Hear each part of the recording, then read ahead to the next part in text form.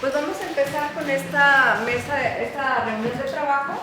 Está enmarcada en un proyecto de CONACYT, de la Convocatoria de Ciencia Básica y de Frontera, de controversias de la ciencia, controversias y paradigmas de la ciencia.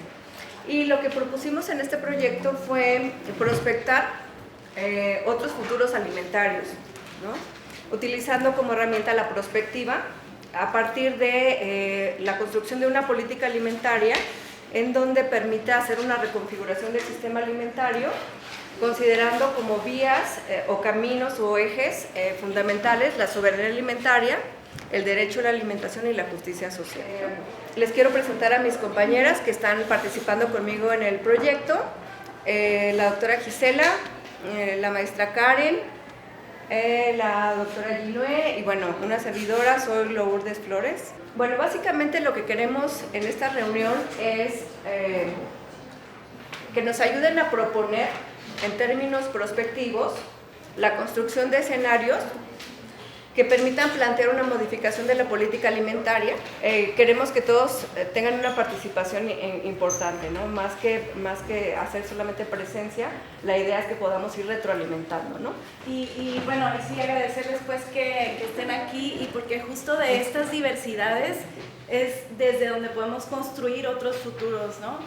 De eso se trata, de escucharnos y de que nos compartan y compartirnos nuestras visiones, ¿no? Lo que queremos, lo que deseamos para un sistema alimentario justo, nutritivo, sustentable, ¿no? Entonces, bueno, partimos pues de que estamos en crisis, ¿no? Todos coincidimos y sabemos que nuestro sistema alimentario está en crisis y desde principio a fin, ¿no?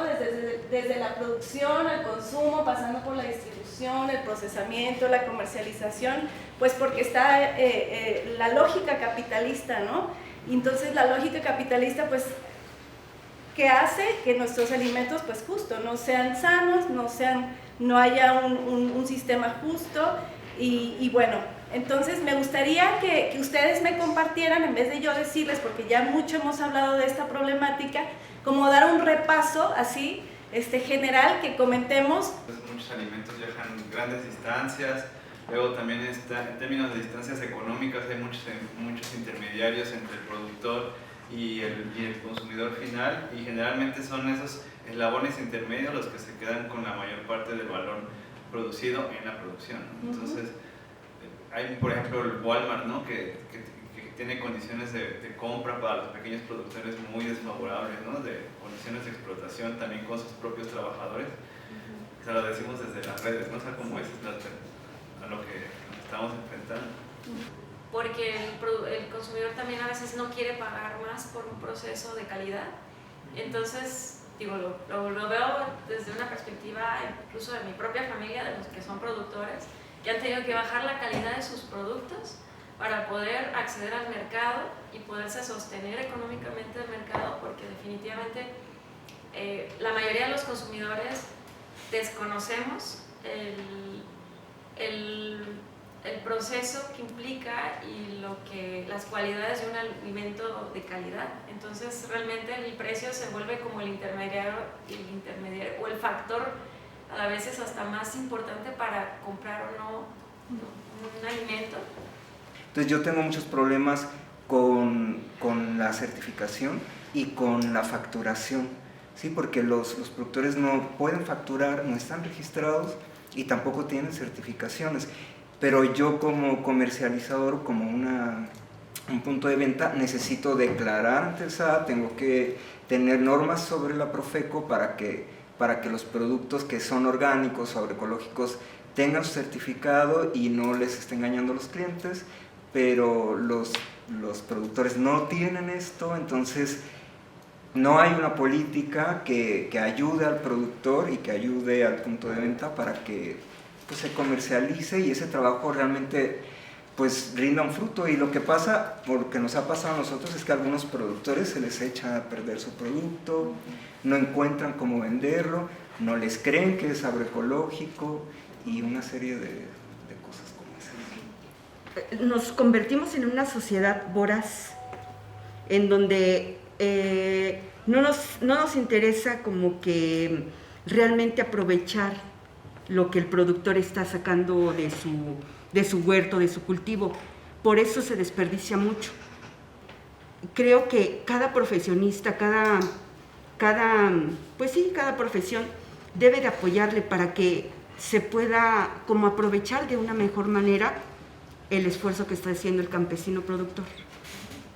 Ahora en las ciudades se consumen productos procesados y estos productos procesados conllevan, ¿no?, o acarrean grandes problemas tanto ambientales, económicos y sociales. Se da preferencia a este tipo de productos, haciendo a un lado los productos orgánicos o agroecológicos. En los pueblos, en los mercados, será un fenómeno muy interesante. Se observa claramente cómo, por ejemplo, yo lo he observado muy claramente en la manzana, cómo se trae esta manzana de importación y cómo viene la manzana nacional o la manzana que se recolecta cerca de las comunidades. Y cómo la gente prefiere comprar la manzana de importación, aunque su precio es mucho más alto, y cómo le hacen el feo a la manzana que la ven más chica, sin saber los riesgos que tiene a su salud, por ejemplo, todos los agroquímicos, todo el sistema de manejo, todo el gasto energético que se requirió para traer esa manzana. Yo he observado que es de Estados Unidos, y no me imagino qué tanta cantidad de energía se necesitó para traerlo, y esa podría ser un punto de mejora en los pueblos, darles más información sobre el costo energético que requiere cada producto.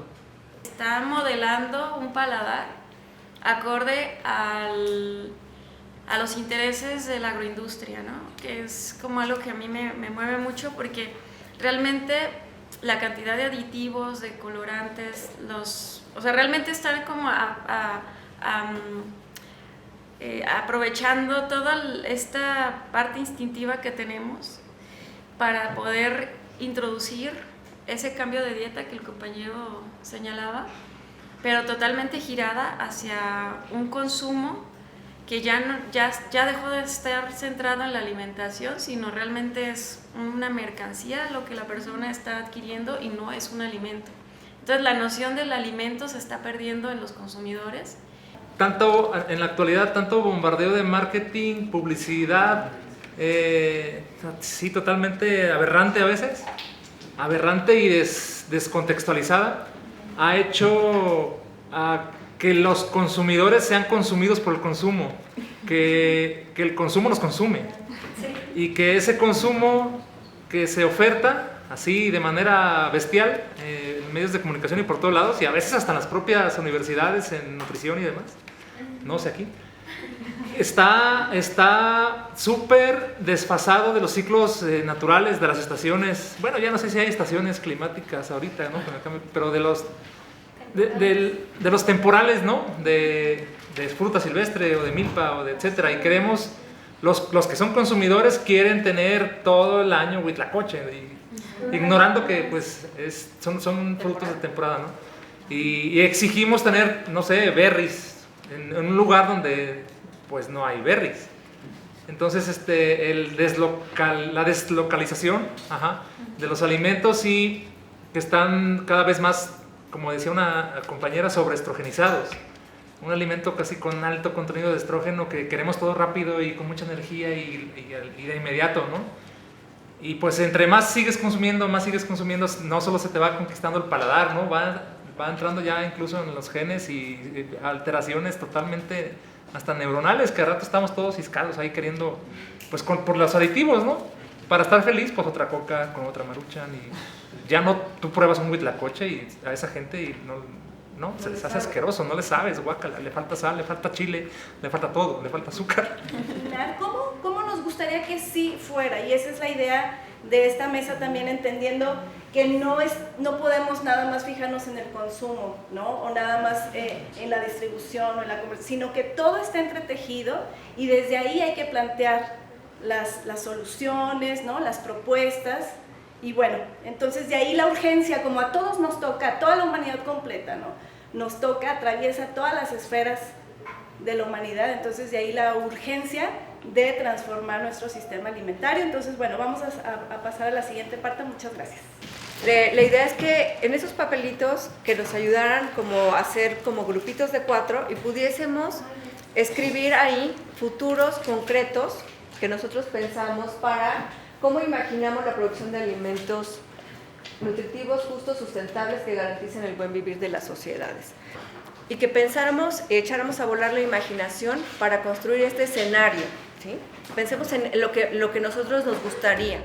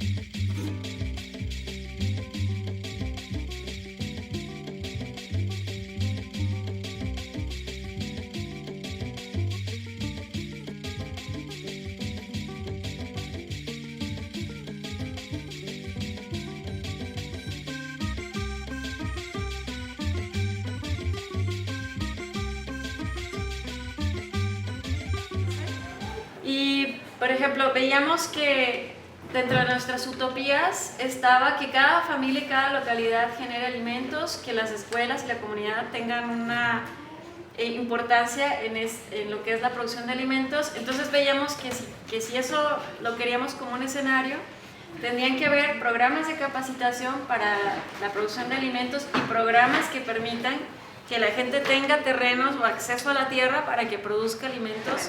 Entonces son importantes que se fortalezcan las redes y la comunicación entre productores y consumidores.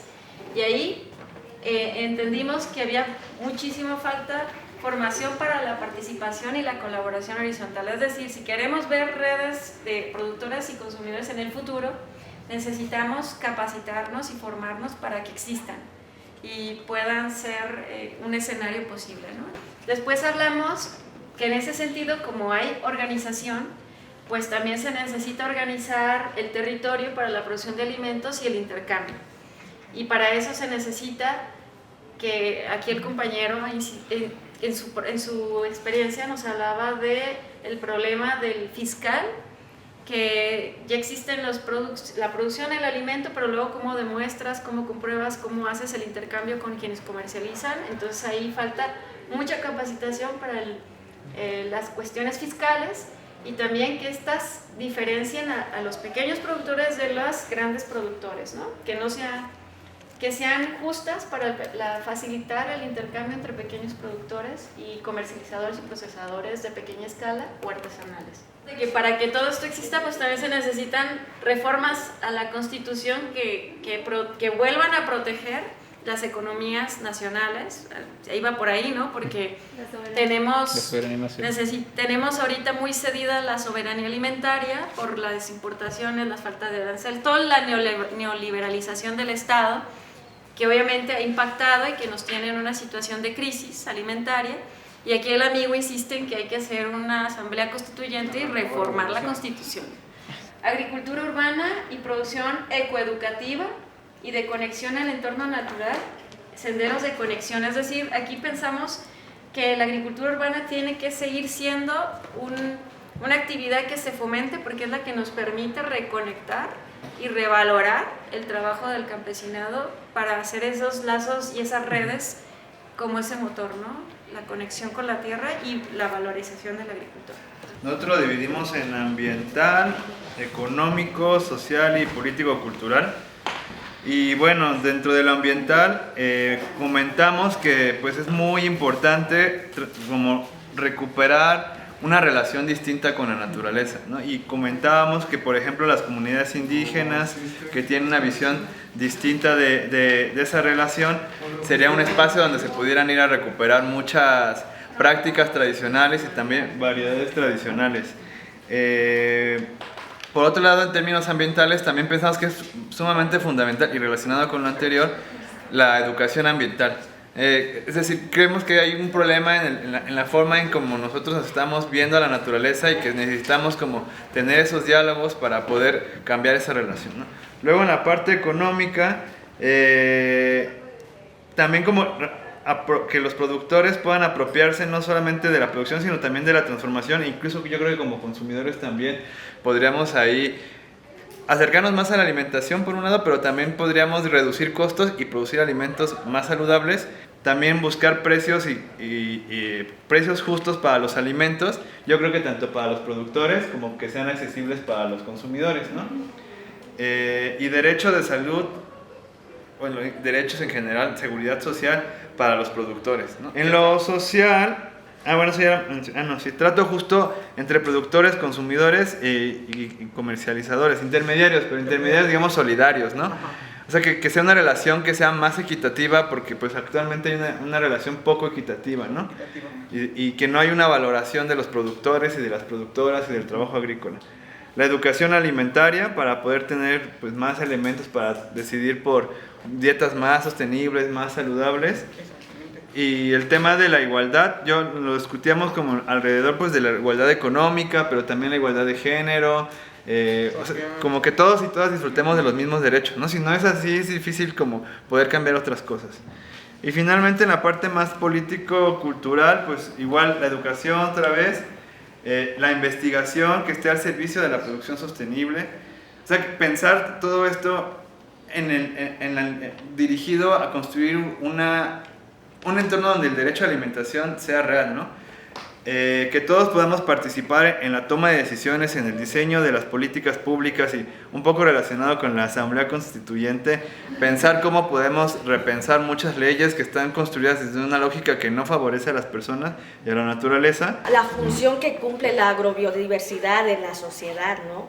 Y la noción espacio-territorial que hay, muchas veces la función que tiene los fragmentos vegetales y también una agricultura que conserve los bancos de semillas, que no afecte a los polinizadores y entre otros aspectos, la conservación de germoplasma. Entonces, conciliar toda la base del conocimiento tradicional, con también algunos avances tecnológicos que hay, que ciertamente benefician también el trabajo del agricultor. Por ejemplo, esta parte de pues las arbences, el manejo de arbences, que es un problema latente, y cómo sustituimos el glifosato.